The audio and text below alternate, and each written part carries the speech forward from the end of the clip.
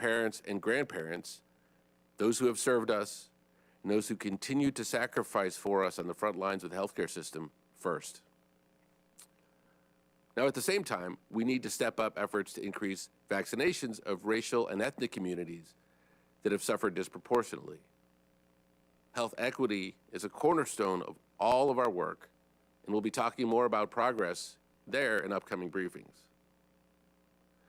Even with that perspective and progress, we understand that the process moves more slowly than anyone would like, but each day we are putting forth efforts to increase vaccine supply, including by use of the Defense Production Act, to create more places to get vaccinated, including new large community vaccination centers and retail pharmacies, and mobilize more vaccinators by allowing retired physicians and nurses and deploying the military.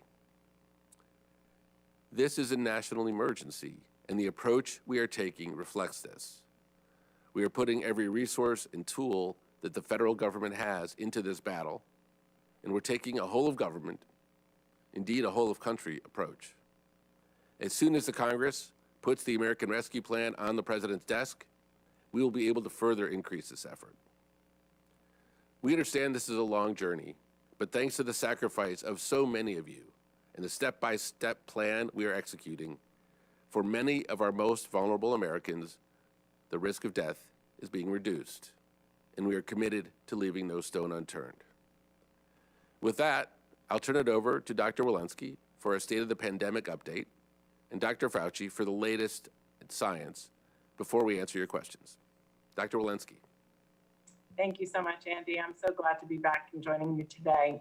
Today, I'm going to give you a brief update on the pandemic. As I mentioned on Friday, despite trends moving in the right direction, we remain in a very serious situation. COVID-19 continues to affect too many people as we continue to mourn all of those lives that have been lost. Cases have continued to decline over the last 4 weeks. An average of 119,900 new cases were reported between January 31st and February 6th. That's a drop of nearly 20% from the prior week, but still dramatically higher than the last summer's peak. We must continue to drive these cases down. New COVID-19 hospital admissions also continue to decline. An average of 9,977 admissions per day were reported between January 30th and February 5th, a decline of nearly 17% from the week prior. This is promising, but hospitalizations also remain incredibly high. Over 83,000 Americans are hospitalized right now with COVID-19, much higher than the summer and fall. Today, we are reporting that COVID-19 deaths increased 2.4% to an average of 3,221 deaths per day from January 31st to February 6th. As I mentioned on Friday, sometimes delays in reporting can lead to fluctuations in the data. This is the case for the average number of deaths reported today, which includes a delayed report of 1,570 confirmed deaths from one state. These deaths were reported last week, but actually had occurred over the prior several months. We may continue to see the variation in daily deaths for different reasons, including reporting delays. We are continuing to watch these data closely, and although hospital admissions and cases are consistently dropping, I'm asking everyone to please keep your guard up. The continued proliferation of variants remains of great concern and is a threat that could reverse the recent positive trends we are seeing.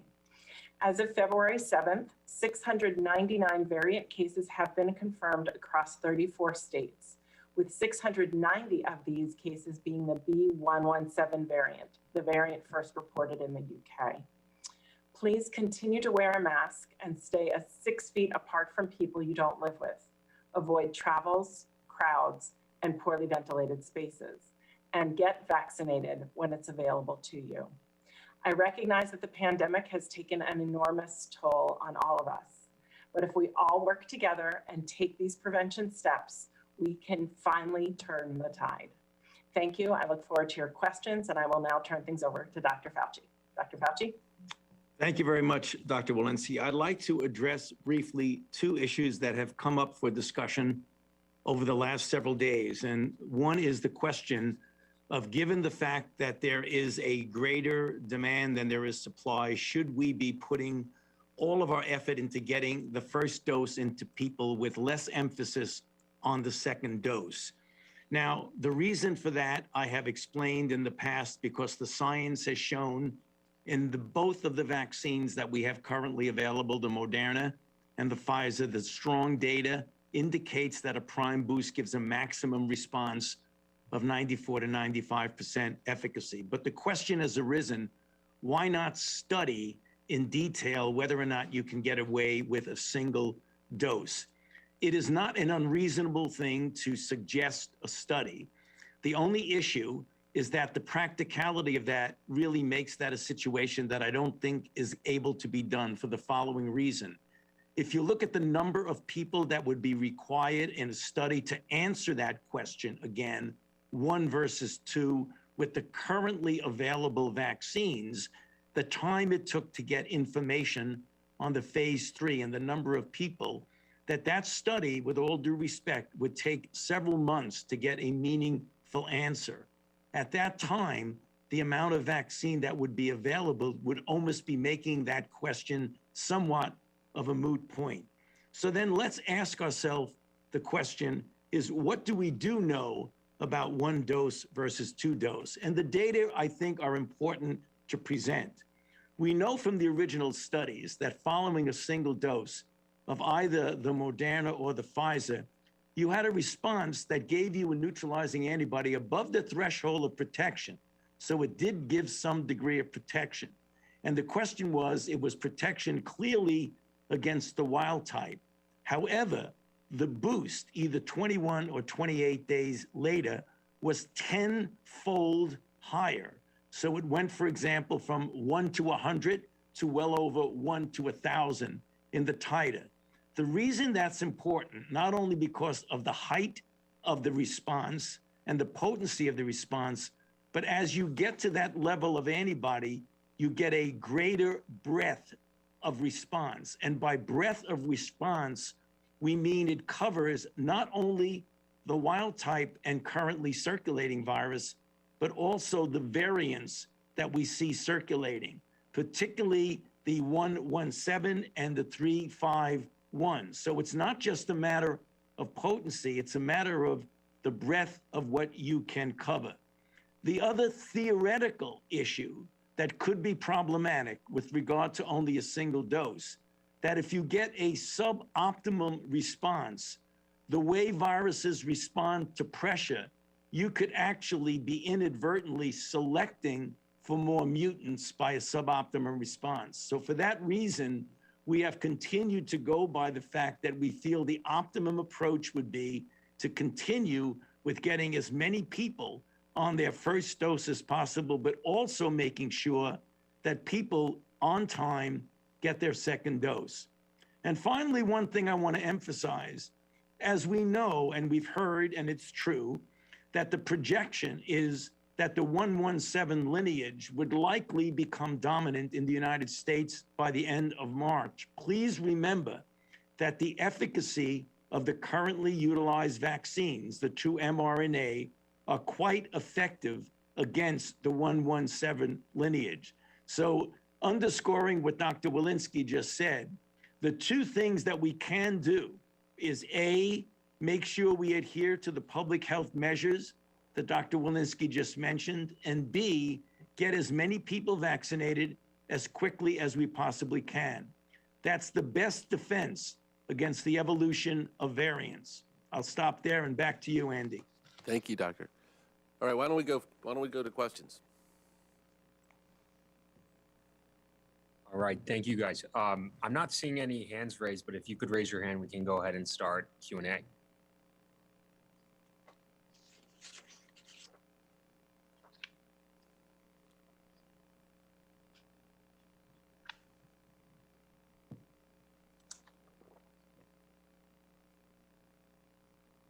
All right, first we'll go to Caitlin Collins at CNN.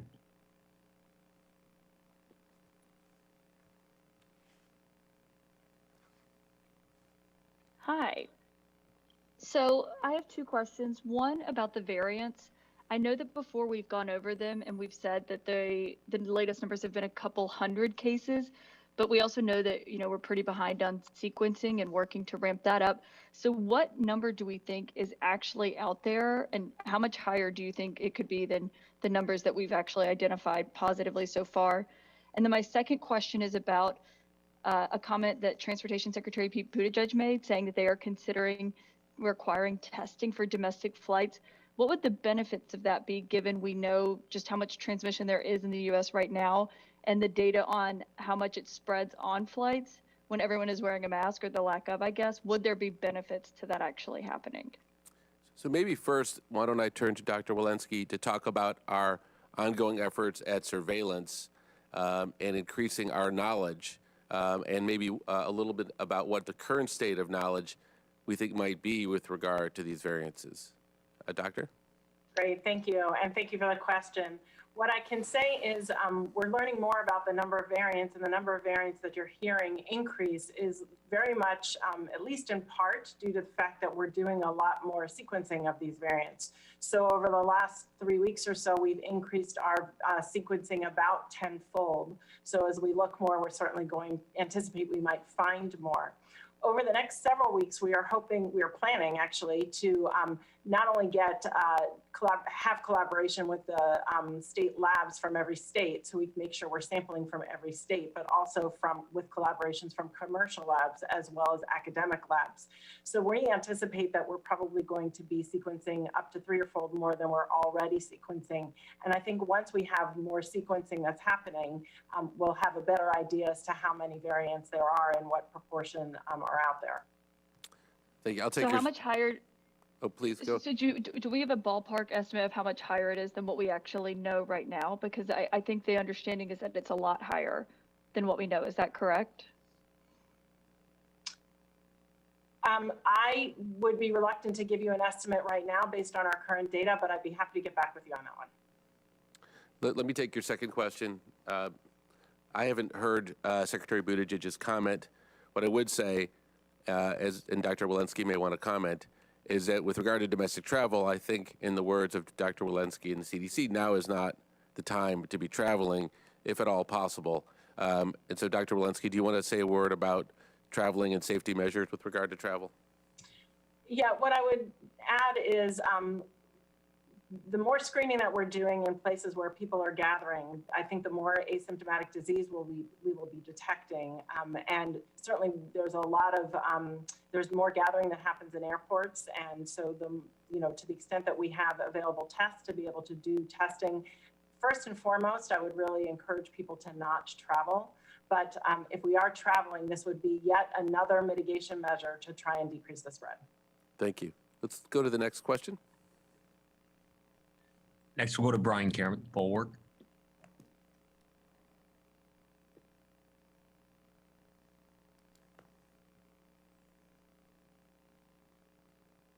Thank you very much, and thanks for taking the question. This question is for Dr. Fauci. Dr. Fauci, we are talking about the mutant varieties of this virus, and we are stressing that we need to get as many vaccinated as possible. Now, when I speak to scientists, they tell us that eventually that viruses like this tend to mutate to a less harmful or a less virulent strain.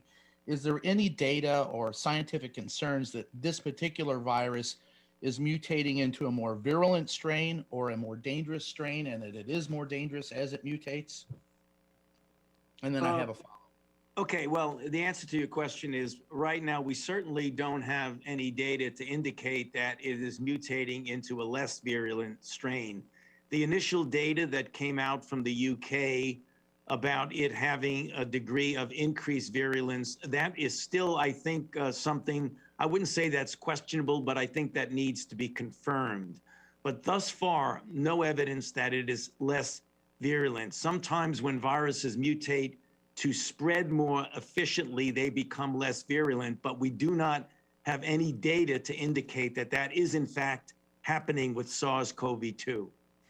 And then the follow-up to that question is, if it is becoming, or if your concern is that it is more virulent, how long will the efficacy of the current vaccines under this structure, have you been able to game that out to determine when that efficacy will be dampened or will lessen? Well, I think that's obviously going to take an observation over a longer period of time. And we've got to really be careful because there are two things that are going on right now. A virus is transmissible and it's virulent, and the degree of transmissibility and the degree of virulence can actually overlap and result, because you've heard us say on our briefings that a virus that has a greater degree of transmissibility will be making more people sick. The more people that get sick, the more people that will be hospitalized, and the more people that are hospitalized, you'll likely get more deaths. But on a one-to-one basis, whether or not it is truly more virulent, right now we don't have any indication that that's the case here. And we'll just have to continue to observe, which we do. You know, the vaccine trials, they ended and came up with a efficacy of 94 to 95%, but the trials go on for 2 years. So we'll learn a lot more over the next couple of years. So they're still following up on this, both from the study as well as being reported to the FDA. So if there's any information in that regard, it will become available to us as the months and year goes by. Thanks, Thank Brian. Hey, Dr. Fauci, just to clarify something, if you wouldn't mind. Very fair question from Brian, speculating about the future, but maybe you can emphasize what we know today about the efficacy and safety of the viruses relative to what the threats we face today. Well, right now, what we're seeing now in our country is still a dominant original wild type virus, of which the vaccines are highly efficacious, 94 to 95%. The immediate concern that we have is that the fact that we have the 117 in certainly a considerable number of states reported with a number of people, that modeling would tell us, Andy, that it could become dominant by the end of March. That's the sobering news. The encouraging news is that the vaccines that we're currently distributing right now are quite effective against that particular variant. Less so against the South African, the 351, but hopefully we will get the virus under much better control by the time there's any indication that that might become dominant. Got it. So again, it gets back, Andy, to vaccinating as many people as you possibly can and implementing the public health measures. Great, thank you. Okay, next question, please. Next, we'll go to Sharon Lafreniere at New York Times. Hi, thank you for taking my question. I have actually two questions. The first is statistical for Andy. You told us how many doses were administered in the long-term care program. What's the total number of doses that were set aside for that program? In other words, what's the denominator? And then secondly, on the new pharmacy program, is there going to be a separate registration system for that?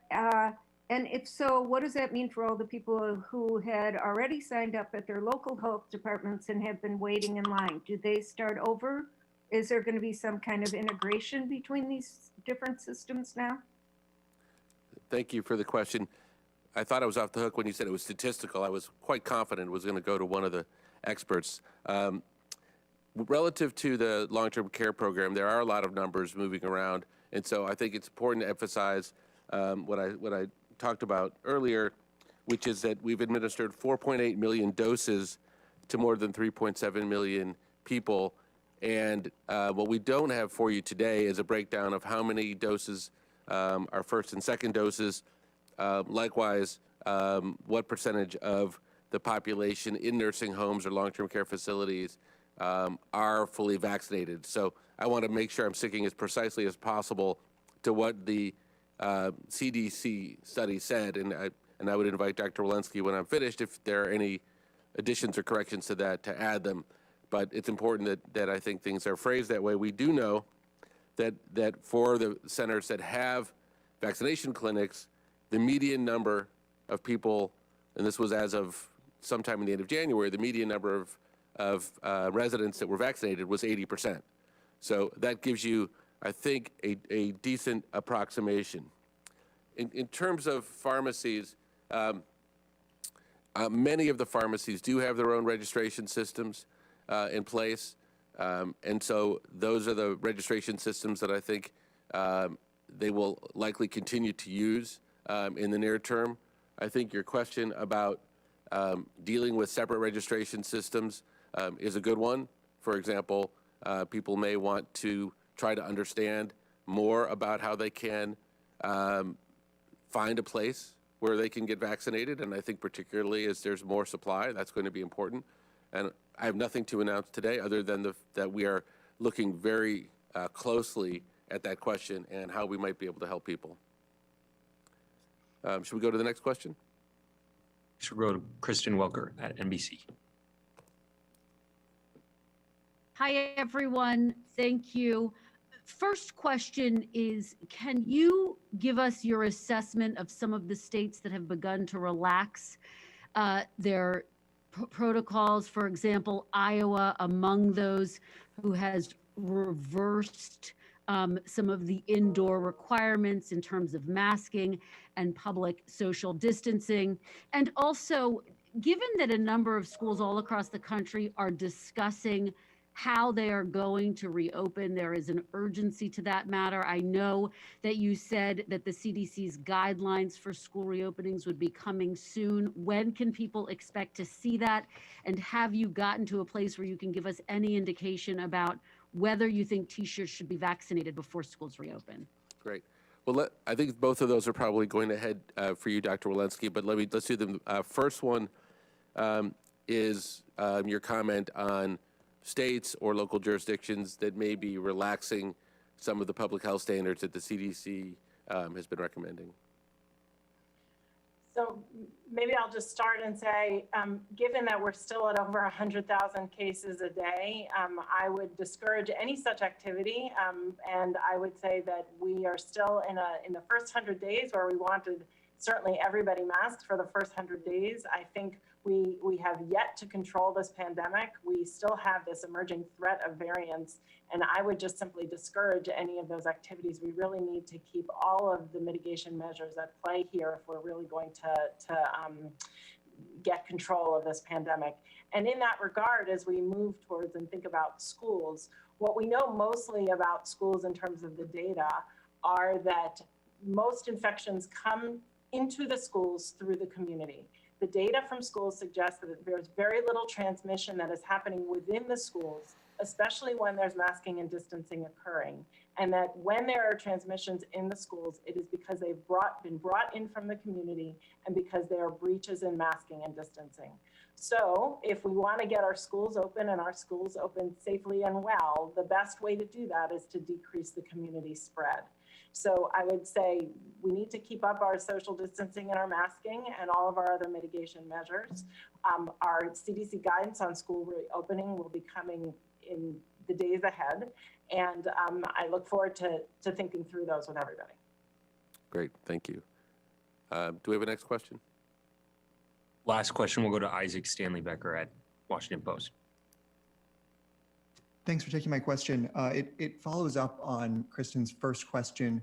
So in light of the fact that this is the recommendation of the CDC, can you say a little bit more about what the administration is doing to communicate this guidance and these instructions to governors and other officials out in the country, discouraging them from taking some of these steps? Or is this largely a state and local matter where the administration's power is limited?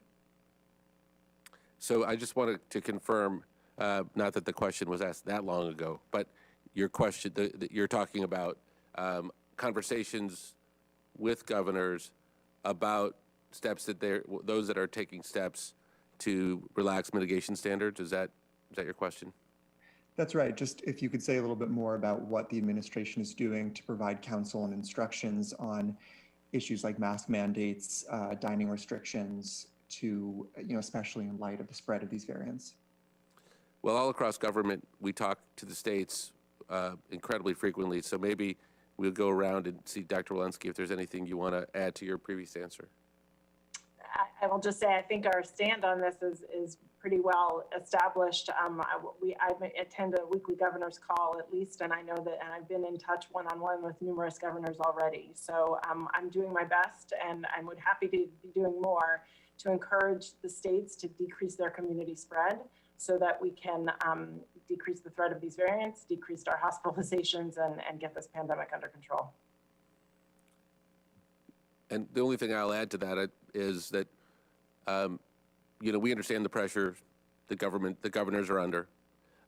We are taking a collaborative approach as much as possible, sharing with them the data, helping them understand, as we've covered on this call, why we're in such a critical period to combating the virus, and hope to continue to work to persuade and partner with states and localities to continue to follow sensible public health measures until such time as we're in a situation where the case rates are down lower. We think that's wise.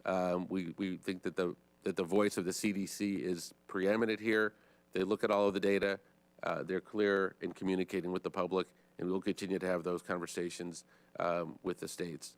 But I won't go into any of the specific one-on-one conversations that we have with states because I think that might be counterproductive. I want to thank you for attending our briefing. I think we hit the half-hour mark pretty precisely.